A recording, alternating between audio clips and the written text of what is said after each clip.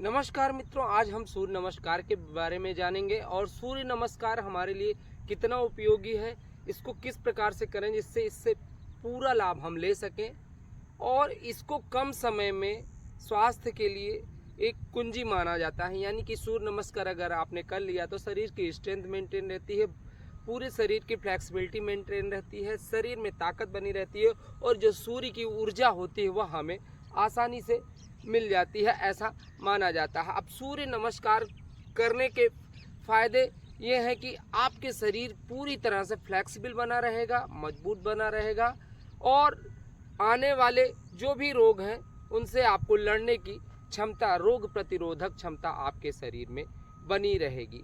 अगर आपका शरीर फ्लेक्सिबल रहता है तो जॉइंट्स पेन आपको नहीं होंगे और बीपी और शुगर की समस्या भी नहीं होगी। इसमें बहुत से आसन हैं, 12 स्टेप है, लेकिन हम आज आपको जो 2 स्टेप होते हैं वह और जोड़ेंगे क्योंकि वह यह 14 स्टेप का हो जाएगा, लेकिन हम गिनती में 12 ही करेंगे।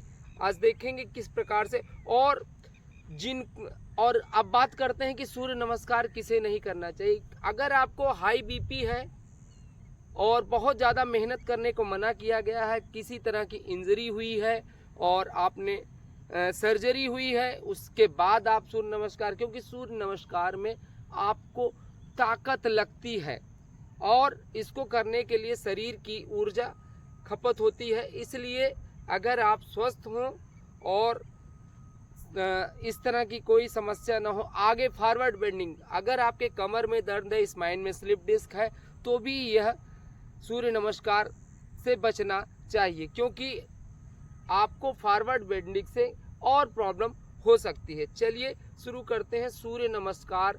सूर्य नमस्कार कई प्रकार से किया जाता है।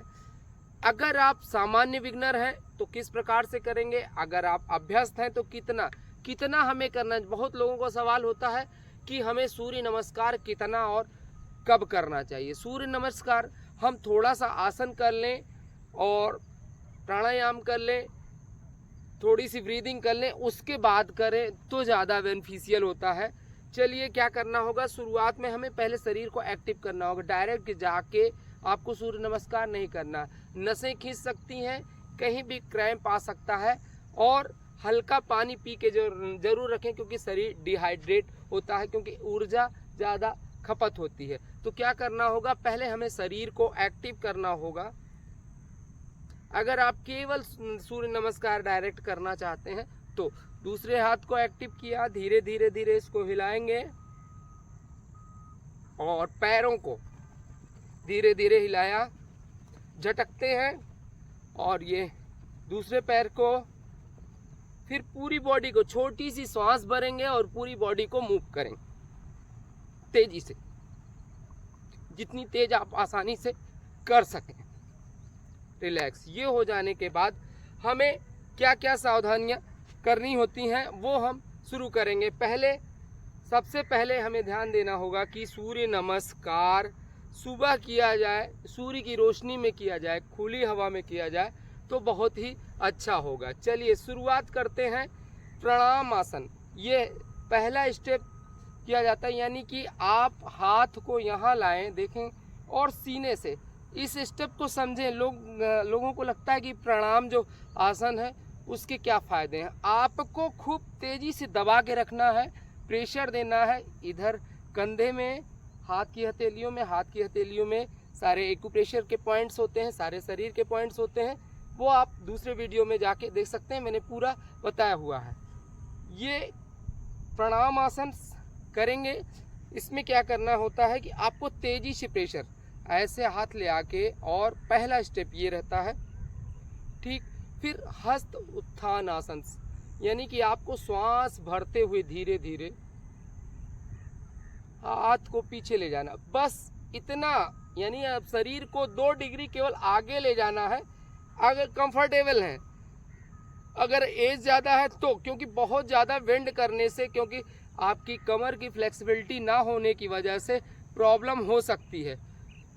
अगर अच्छा हो, किसी योग के योग आचार्य के साथ करें तो आपको वो बता पाएगा कि कितना आपको मुड़ना है। नहीं तो आपको केवल 3 डिग्री, आप यहाँ से गए हस्त उत्थान आसन में, ये सीधा है, इसको बस थोड़ा सा कर दिया, ये हो गया हस्त उत्थान आसन। फिर आपको क्या पाद हस्त आसन में जाने के लिए आप अगर गलत तरीके से बेंड होते हैं तो कमर में दर्द हो सकता है। उसके लिए करना क्या होगा, आपके कान और कंधे एकदम सटे हों, यानी कि ये कंधा जो है आपका कान से लगा हुआ, आपको यूं जाना है, ऐसे सीधे नीचे जाएंगे। यह आपका पादहस्त आसन, यहाँ पे ये आपका कान कंधे को छोड़ेगा नहीं, अगर छोड़ता है तो आपकी कमर में प्रॉब्लम हो सकती है। तो आपको करना क्या है, ऐसे किया और कान को कंधे से एकदम सटा के रखते हुए नीचे जाएंगे। पहला दूसरा स्टेप ये हो जाएगा। अब आप कंफर्टेबल जहां तक हो जाए वहां, अगर आप यहां तक ही जा पा रहे हैं तो यहां तक ही जाएं, अगर नीचे जा सकते हैं तो नीचे जाएं, जबरदस्ती नहीं। पादहस्त आसन एक ऐसा आसन है जो आपकी फ्लेक्सिबिलिटी मेंटेन करता है, यानी कि इससे क्या होगा कि जो आपकी साइटिक नर्व्स होती है वो एक्टिव होगी, आपके कमर दर्द की जो नसें होती हैं L4 L5 में, यहाँ से वो एक्टिव होती हैं। इसको आपको भागते हुए नहीं करना, आसानी से करना है और फील करते हुए करना है कि क्या कहाँ पे आपको इससे स्ट्रेन पड़ रहा है, किससे क्या बेनिफिट हो। यहाँ जब आप रुकेंगे, नीचे जाएंगे, ये आपके शरीर की 100% फ्लेक्सिबिलिटी को बताता है। अगर आप इसको पूरा कर पा रहे हैं तो आप फ्लेक्सिबल, क्योंकि ये पूरी तरह से खिंचाव होगा। ये प्रॉब्लम में आने से घुटने में प्रॉब्लम होती है, वेरिकोज वेन्स की झंझट होती।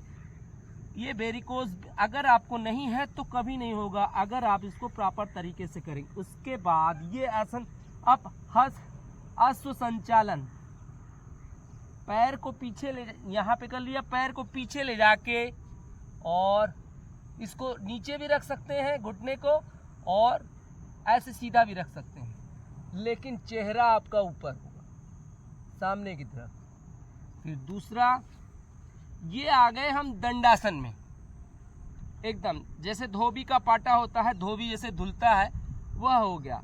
उसके बाद हम शशांक आसन,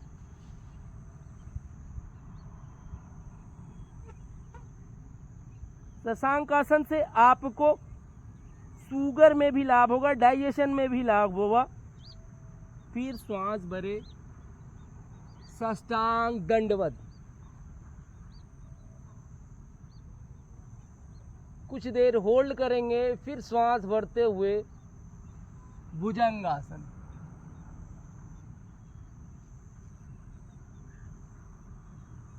फिर पर्वतासन। पर्वतासन में आपको एड़ी जो है पंजे आपके जमीन पे लगे रहें, ऐसा नहीं कि केवल पंजे को आप रखें, एड़ी आपकी, इस पर्वत आसन को करने से एड़ी का दर्द ठीक होता है। अधोमुखासन भी कहते हैं इसे, पर्वतासन। फिर शशांक आसन,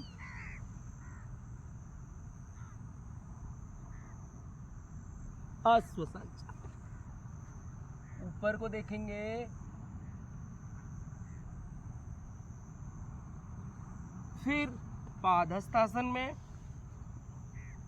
वापस श्वास भरते हुए हस्त उत्थान और प्रणाम आसन में वापस। आप देखेंगे यहाँ पे सारे स्टेप आपने कर लिया। अब अगर इसको आप कर लेते हैं लेफ्ट और राइट, यानी कि अगर आपने बाएं पैर से शुरू किया है तो दाहिने पैर से दूसरी बार ले। जब आप अश्वसंचालन में पैर, जो पैर पीछे ले जाते हैं, बाएं अगर ले गया है तो दूसरी बार दूसरा पैर ले जाएंगे, यानी दाहिना पैर ले जाएंगे। यह बाएं और दाएं का एक कॉम्बिनेशन होगा, यानी कि एक चक्र पूरा होगा। आप अपनी क्षमता अनुसार करें, किसी ने 30 चक्र किया, 15 चक्र किया, 2 चक्र किया, इससे कोई लेना देना नहीं है। आपकी क्षमता कितनी है, अगर आप आसानी से 3 या 4 चक्र कर पाते हैं तो वह आपके लिए सफिशिएंट है। कोई कितना कर रहा है, आपको किसी तरह से किसी का कोई कंपटीशन नहीं करना है। तो आपको यह अभ्यास हो जाने के बाद आप धीरे धीरे इसको करें तो ज़्यादा अच्छा है। अगर आप युवा हैं और पावर योगा करना चाहते हैं तो इसमें स्पीड के साथ भी कर सकते हैं, यानी कि बिना रुके हुए भी आप कर सकते हैं, जिसमें आप फ्रीक्वेंसी बढ़ा सकते हैं। लेकिन परफेक्शन तभी आएगा, यानी उसका रिजल्ट तभी मिलेगा जब आप उसको रुक के करोगे। रुक के करने से आपको फायदा मिलेगा। अब आप देखेंगे कि जब हस्त उत्थान आसन, अब देखेंगे इन आसनों से किस प्रकार हमें लाभ मिलता है। एक एक आसन को करके हम देखेंगे। प्रणाम आसन में जैसे आप करते हैं, पहला आसन ये, हम इस पे तेजी से दबाव डालते हैं, इसके हाथ की हथेलियों के पॉइंट्स एक साथ दबते हैं, फिर वापस इसको हस्त उत्थान आसन में आपको हाथ को थोड़ा सा, ये कमर को थोड़ा सा 3 डिग्री आगे ले जाना है बस। आप देखोगे अगर कमर दर्द भी हो रहा है तो कमर दर्द के लिए ये बहुत ही अच्छा आसन है। आपको अगर कमर दर्द नहीं है, फ्लेक्सिबिलिटी आपकी कमर की मेंटेन करनी होगी, तो आप इसको जितना चाहें पीछे बेंड हो सकते हैं। लेकिन सर्वसाधारण के लिए सबसे अच्छा यही होता है कि आपको 2 डिग्री बस इतना, फिर वापस, यानी कि आपकी जो स्पाइन की फ्लेक्सिबिलिटी होती है वह आपके हस्त उत्थान आसन से मेंटेन होता है। अब आप जब तीसरा आसन करते हैं, पादहस्त आसन पादहस्त आसन करते हैं, तो यहाँ पर आप देखते हैं कि आपकी कमर की जो वर्टिब्राज होती हैं उनमें भी लाभ होता है, और जाते हुए जब आप जाते हैं तो ये इस पोर्शन की जो भी फ्लेक्सिबिलिटी देखेंगे आप, जब इस तरह करेंगे तो ये थाइज में खूब आपको प्रेशर पड़ता है, कॉप मसल्स में तनाव आता है, तो यहाँ की जो भी मसल्स हैं वह आपकी मजबूत होती। थाइज अगर आपकी मजबूत रहेंगी तो आपके घुटने कभी खराब नहीं होंगे। थाइज अगर मजबूत होंगी, क्योंकि थाइज पर ही पूरा कूल्हा मेंटेन होता है, तो आपकी स्पाइन भी मजबूत बनी रहेगी। यानी कि अगर पादहस्त आसन से आपका ये सिस्टम पूरी तरह से एक्टिव होता है और इसमें मजबूती आती है। इसके बाद अश्व संचालन जब आप करते हैं, अगला स्टेप, तो आप ये करते हैं, इससे आपकी थाइज की जो फैट होता है वो भी कम होता है, आपकी फ्लेक्सिबिलिटी भी मेंटेन होती है, इसमें ऊर्जा खर्चा होती है, तो आपको वेट लॉस करने में भी मदद मिलती है। आप देखेंगे यहाँ पर आपके पेट में भी तनाव आएगा, कोशिश ये की जाती है कि ऊपर देखें। आप इसको ऐसे करके भी रख सकते हैं, और आप एक बार लेफ्ट एक बार राइट, यानी कि अगर आपने पहला चक्र किया है तो लेफ्ट ले जाएं और दूसरा करेंगे तो दायां, फिर वापस बायां, फिर देना, ऐसे करके करना होता। तो ये आपका असंचालन की सही जो विधि है। एक इसको पैर को रखा और ऊपर की तरफ देख, जब आप ऊपर देखते तो आपके पेट पे, थाइस पे और कमर पे, स्पाइन में सारी जगह, और जब ये खिंचाव हो रहा है तो आपके जब लेफ्ट साइड में होता है तो आपको डाइजेशन सिस्टम ठीक होता है, और राइट साइड में जब तनाव होता है तो लीवर और किडनी पे प्रेशर पड़ता है, जिससे वह भी आपके एक्टिव होते हैं। अब आता है दंडासन।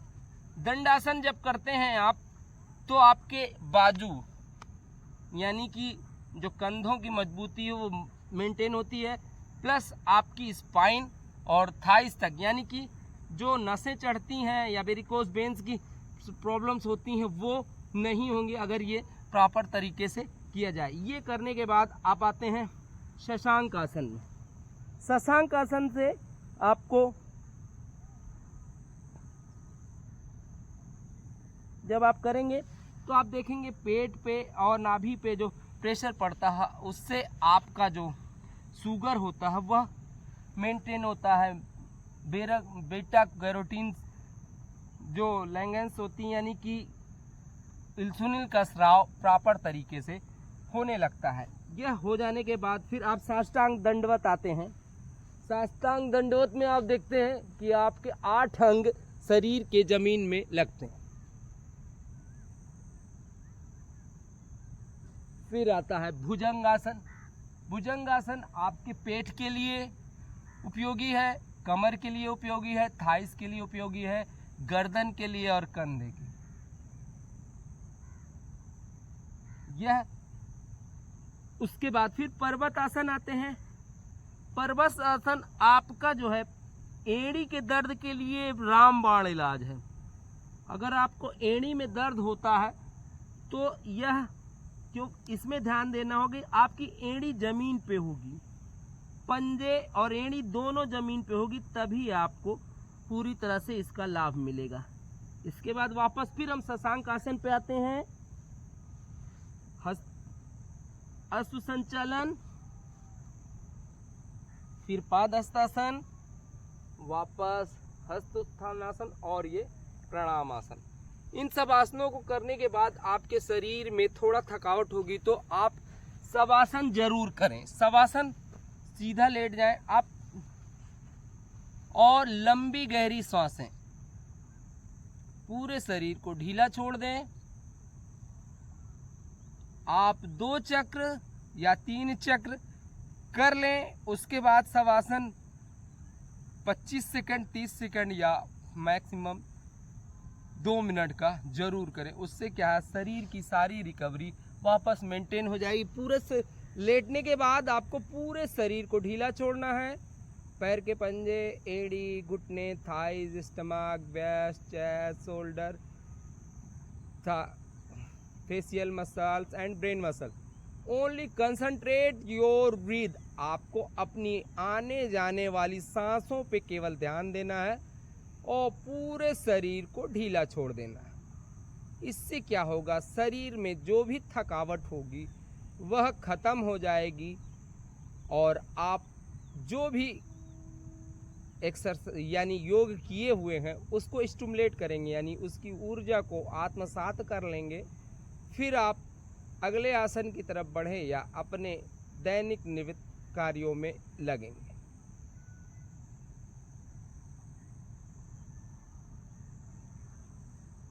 और धीरे से जिस तरह से आप पैर पूरे शरीर को ढीला छोड़ते हैं उसी प्रकार से आपको धीरे धीरे शरीर में जान लाना है और वापस उठ के बैठ जाना है। उसके बाद हाथों में रगड़ के 2 बार आंखों पे कप शेप में रखना है और दूसरी बार हथेली के नीचे आंखें खोल लेना।